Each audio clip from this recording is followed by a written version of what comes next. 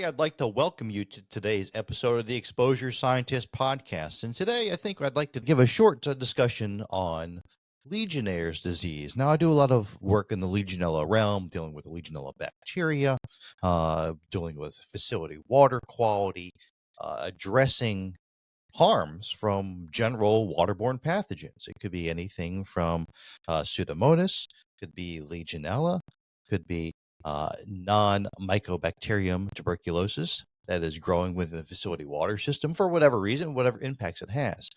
One recent news article got my attention for Legionella. And I posted it on my LinkedIn. I just like to have a discussion with you. And I always like to bring up news articles because it's what people are seeing in the public. It's in their mind, it's on their phone in front of them, formatted very nicely for them to see and understand. But when the reporting or even what are identified as people who are dealing with the issue are giving information that doesn't make a lot of sense, it is important, I think, to point that out. So this is a nursing home. In the title, and I'll just make it general. It says the nursing home investigates rare case of Legionnaire's disease. Well, first of all, Legionnaire's disease is not rare. And in fact, Legionnaire's disease has been increasing in identification as a reportable disease, CDC reportable disease, and has been increasing over the last 20 years. And in fact, I've recently done an analysis to show that the underreporting, there's a lot of underreporting. The idea that, I don't have, let's just say, last year there may have been 12,000 um, reported cases of Legionnaire's disease. That number is likely much higher. Some sources say it's 8 to 10 times higher. Some sources say it's 2 to 4 times higher. I've done an analysis to show that underreporting is definitely occurring week by week, and the disease is being missed. To say that there's a rare disease for people who are knowledgeable in this area would say Legionnaire's disease is not a rare disease, and to say that it is minimizes it, trivializes the disease impacts, especially for those that are a higher risk for developing Legionnaire's disease from exposure to the Legionella bacteria. So, very generally, for Legionella and exposure, again, I'm an exposure scientist on the Exposure Scientist podcast. You have to be exposed to Legionella in such a way that it can impact your body. What is the primary way for exposure to Legionella bacteria? Well, it would be inhalation of aerosolized water droplets or potentially desiccated or dried water aerosolized into the air that we inhale in our lungs. And once it's inside our lungs from a water source that has Legionella growing in it, it's not only the presence of it, but it has to be growing in it in such a way that it can infect someone. Once it's inside our lungs from the release of a source that had Legionella growing, it can, in certain scenarios and people with risk factors, develop into Legionnaire's disease. Our host immune system could be such that it is not strong enough to combat the bacteria. Many times, healthy individuals can fight it with no problem. You may have some issues from it, but our host immune system is pretty good. Some people may have those risk factors. What are some of those risk factors? You're over 50 years of age. You're a former or current smoker. You have some autoimmune issues or some kind of a compromised immune system. Looking at those and taking those into consideration may be at a higher risk that your body cannot use its host defenses to protect you from exposure, protect you from the growth of the bacterium within your lungs. And that is going to develop in a pneumonia. And once that pneumonia presents, it may be difficult to get rid of using bacteria when you go into the emergency room or go into a hospital. There has to be certain antibiotics to treat that disease, to treat Legionnaire's disease. So there's lots of ways it gets from the water system within the facility, grows inside that water system, aerosolizes into the air from shower heads, from faucets, from anything that's going to make aerosols. You know, you think about a faucet and it has an aerosolizer on there. It kind of makes it a little bubbly. Well, those aerosols will go up into the air. Those can float around. Those can exist inside the indoor environment. So to say that, and we have data that shows that this happens more often than you may think it does. And to say that Legionnaire's disease is a rare occurrence, we definitely know it's not. Centers for Medicaid and Medicare Services have put out memos saying you need to have facility protection plans against Legionella, growth of Legionella within your facility, and have water management. There have been ASHRAE 188 talks about facility water management. There's a new ASHRAE 514 out there for dealing with other waterborne pathogens and issues out inside of a facility's water system. It's known that there are issues. CMS has talked about it. Joint Commission has talked about it. CDC has talked about it. The fact that this article says that it is a rare case of Legionnaire's disease just boggles my mind, because it's not rare. So let me get into it a little more. So again, we've talked about the exposure. We've talked about how people could be exposed and that they are risk factors. It says one person at the nursing home has been infected, but they're being treated, like minimizing it. They're working with the Iowa Department of Public Health regarding precautions and treatment, and bottled water is being provided to residents. Now, I talked about the major route for exposure being inhalation of aerosols. What are some other potential minor routes? Well, water has to get the aerosol, the water containing the Legionella bacterium has to get into your lungs. So I can breathe it in. Or there have been instances of reports where people have ingested water and aspirated the water and inhaled that aspirated water into the lungs. Those are very, very minor instances. Passing out bottled water to the residents, I don't know what they're doing.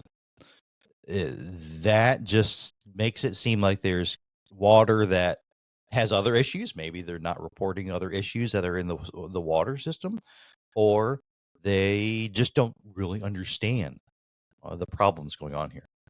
Let's just say it says no action. The Department of Health says no action is necessary as the case appears to be specific to the individual facility. That is interesting, because if you have identified, it doesn't say whether there is bacteria in the facility, but it kind of gives an indication that it may be. It says water samples from the distribution system in the area showed no bacteria present. Typically, local water utilities do not test for Legionella bacteria. I don't know if that was done here. Many times they rely on surrogate measurements of Legionella. Chlorine, monochloramine, disinfectant, pH, other measures of water quality to indicate fecal coliform units, total coliforms, heterotrophic bacteria, surrogates to indicate whether or not Legionella is present. Many, many times, local water utilities do not test for the presence of Legionella in their systems. Did they do that here? I don't know, because they typically don't. It talks about CDC, what they can grow on. It says it's what water's found in bacteria and freshwater systems. It is interesting the way they say they say this or bring it up. Is I'll just say a health department representative said it's rare to see a Legionella disease case, but they do pop up from time to time. They pop up many times. Many times they can be overlooked, especially during COVID, because people with COVID or people with Legionnaire's disease will present with the same symptoms at a doctor. They'll observe the same signs as a doctor. I'm not a physician, but I understand pneumonia, increased fever, difficulty breathing, etc. It's not rare to see Legionnaire's disease, and that's important to understand. And this just goes on to show the lack of knowledge here. It says the disease is spread by aerosol droplets getting to the person's lung. Perfect. often in wet areas or in air conditioning systems. That is very much, I'll say the air conditioning system is very much a misnomer. It will be in certain types of cooling systems, like a cooling tower, but typically those will be closed systems. The individual also says bacteria can be deadly, but it's usually treatable with antibiotics. There are only certain antibiotics that are going to treat Legionella infection in an individual, Legionellosis. So there's lots of information that's out here that's being presented in this story that makes me question that they actually know what's going on. Um, this is interesting also. I love this quote. It says, I don't want to say avoid hot tubs and whirlpools because it's a really nice thing at the end of the day to be able to sit in there. But if you do have compromised lungs, that may not be in your best interest. It's trivializing the disease. And again, I'm not privy to the whole interview. Maybe they just grab snippets. But the way that they are flippantly talking about Legionella and Legionnaire's disease is insulting to exposure scientists because we understand these risks.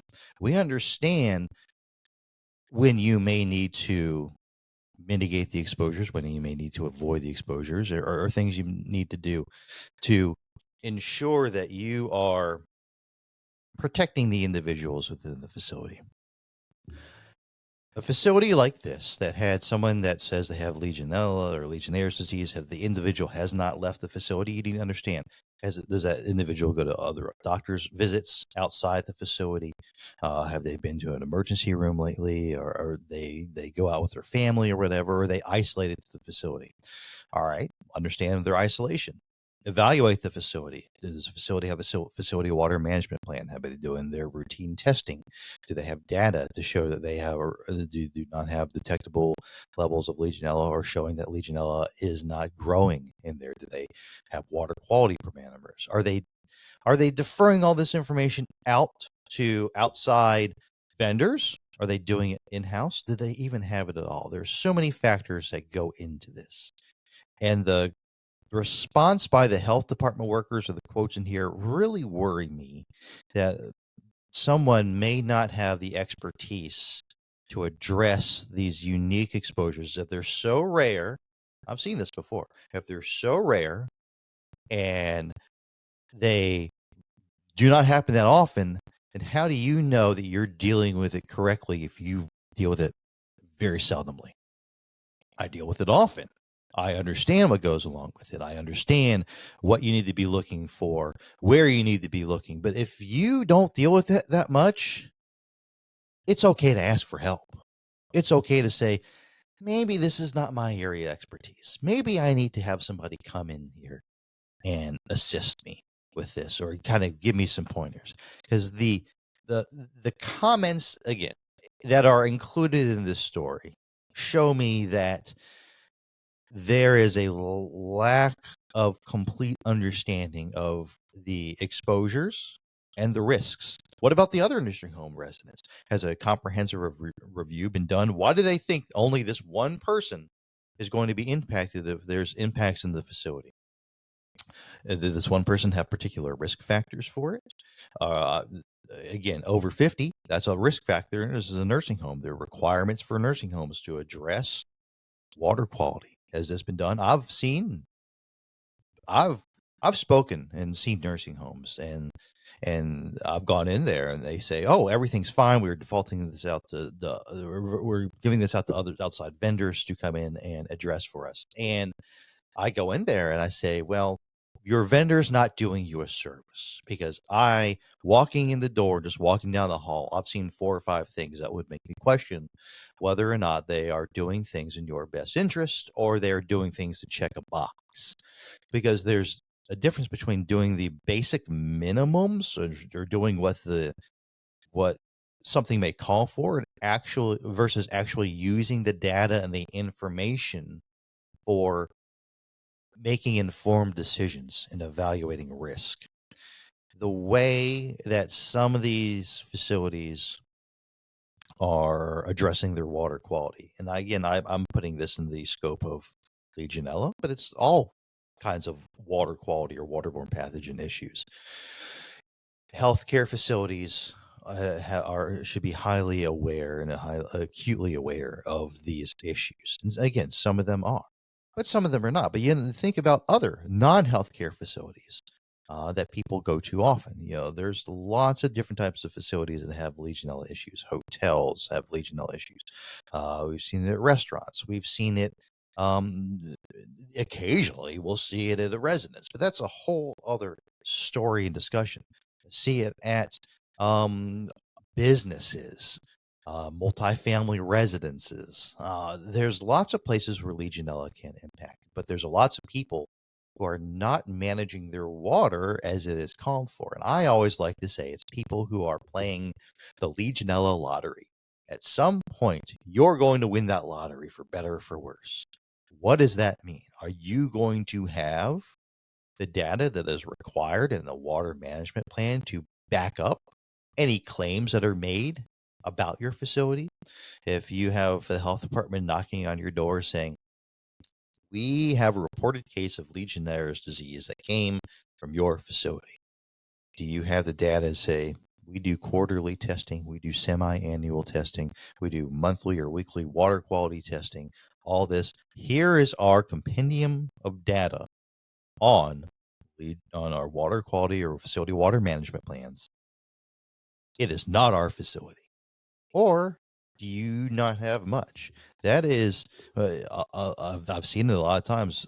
There are people, I mean, there are people who are going to sue and say, we got it at your facility. You're not following the standard of care that is out there for this. And those kind of claims are low-hanging fruit for anyone who wants to go after it. Because if you have a facility that is monitoring, for example, I'll give this example. Down here in Florida, there's a requirement that says you have to monitor your water quality in your pool or spa or whatever every day. It could be every 24 hours, every day. It has to be recorded on a log sheet. The state provides a log sheet for you to fill out. Many times, outside vendor will come in and say, well, this is the cost for us doing it, varying costs. And there'll be a determination where, we'll have the outside vendor come 3 days a week. We just need that form filled out 3 days a week.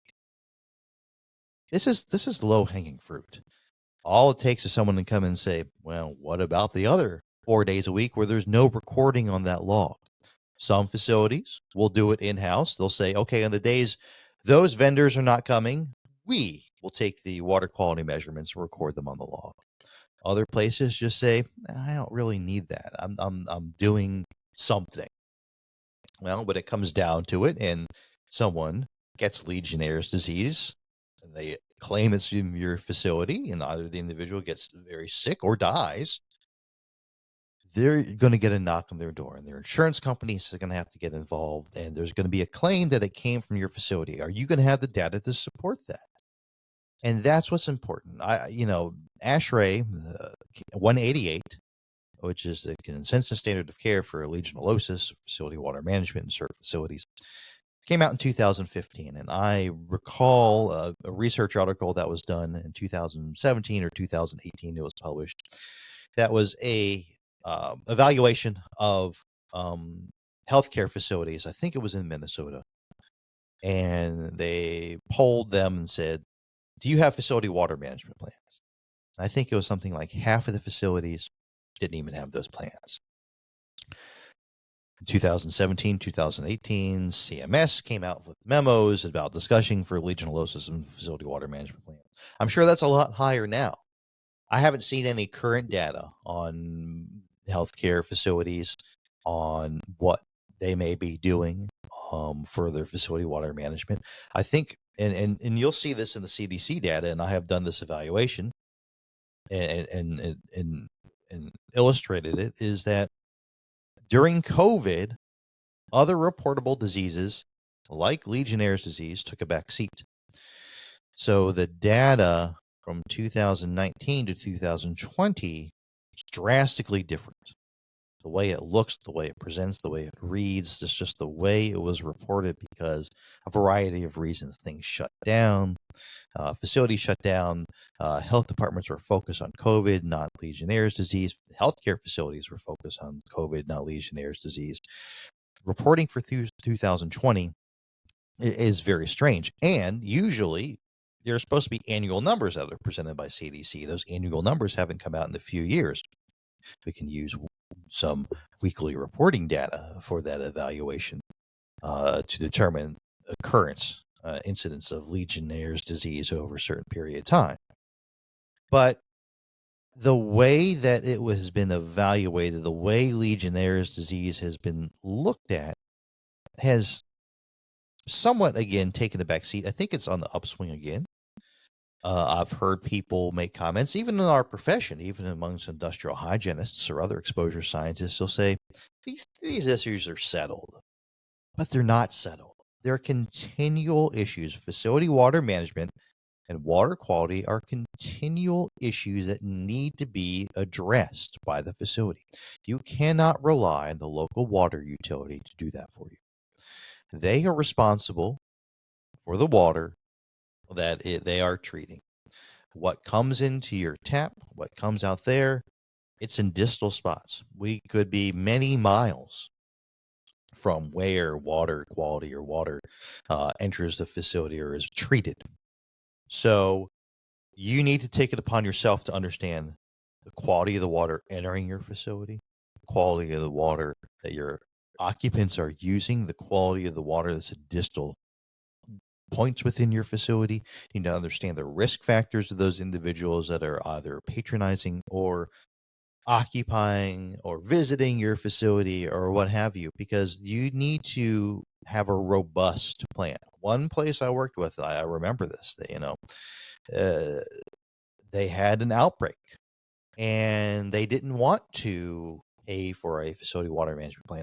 We don't need to spend the money. Well, they had an outbreak and they ended up paying on the other end. It cost a lot more once there was an outbreak and people were up in arms about it than being a proactive approach. Reactive always costs a lot more than being proactive. And it's hard to help people understand that because they see stories like this. They say, oh, well, Legionnaire's disease, it says it's rare. I don't need to have a facility water management plan because it says it's rare. It's not going to happen to me. But it will happen at some point, whether you own multiple healthcare facilities, whether you own multiple hotels, restaurants, what have you. The chances that someone will claim that they got it at your facility is increasing because whether or not someone thinks it is rare, it is not. I think that's very important to understand, that minimizing the impact of any water quality issue, again, here I'm talking about Legionnaire's disease, is it's hard to get over that hill. We saw it during COVID. We see it now, and we will continue to see it. One, I'll say, public health issue is the inability to effectively communicate risk. One of our jobs as exposure scientists is to effectively have risk communication from people that are knowledgeable and have the expertise to those who may not have that expertise, and be effective about it. Use scientifically backed rationale why we're making decisions. I can use data to see that Legionnaire's disease is not rare, but communicating it the way they did of, well, it's rare, we're passing out bottled water, it's fine. I understand you want to go in the spa and relax. You have to weigh it against, whether or not you may want to get it. Having these kind of comments is not helpful. I'll be honest. And as someone as a practitioner in this area, it lowers, it makes that hill higher, and it makes it seem like we are lower on the hill to get over for making people understand what the issues are. It's always been like this. It will always be like this. And I think as exposure scientists, we're going to continue to help and aid and understand and get this in the forefront. But having news articles like this is detrimental to our efforts. I think establishing good communications with people in the media or with health departments is vital for us to communicate risk effectively. Understanding that if you are at a health department or a facility or where have you, that you are not familiar with this, it's okay to ask for help. No shame in saying, you know what, this is not my area. Let me go find someone who is.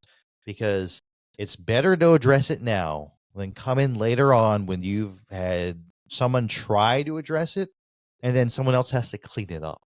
Because if you are not effectively, I'll just maybe say, evaluating the facility, taking the correct type of samples, understanding the water quality, for even this little small thing. When you're evaluating incoming water quality in a facility, you have to understand what the local utility uses for their disinfectant. I've seen it many times where an evaluation is done and they say, "Oh, look, there's zero parts per million of chlorine." And you go back and look and you say, well, of course your chlorine machine is going to probably be recording zero because the local water utility uses monochloramine. A different type of instrumentation for evaluation is going to show up differently. You have to make sure you're evaluating the correct thing to get the right numbers. It takes a lot of time coming back to explain why things are wrong and yours are right. And it's better to get us in early than it is late because there's a lot of catch up that has to be done data wise, time wise, effort wise. So I want you to take this information that I've presented today. It's just a little bit again for Legionella, and it was all prompted by this article I saw minimizing the impact of it. Legionella is not a small issue. I think it's important to remember that. And it's okay to ask for help because it's statements like those that are included in this article make it seem like someone doesn't know what they're doing or talking about. And it makes it hard for those who are reading this article to say, whoa, I have to worry about doing this or doing that when that's not the correct risk communication that we should be having for those impacted. I hope today's podcast was helpful to you. If you have any questions, please feel free to reach out. I'm happy to have this discussion. I love talking about this stuff. I'm happy to. And again, ask for help. It's never a problem, never an issue, and it will benefit things in the long run. Hope everyone takes care. Thank you.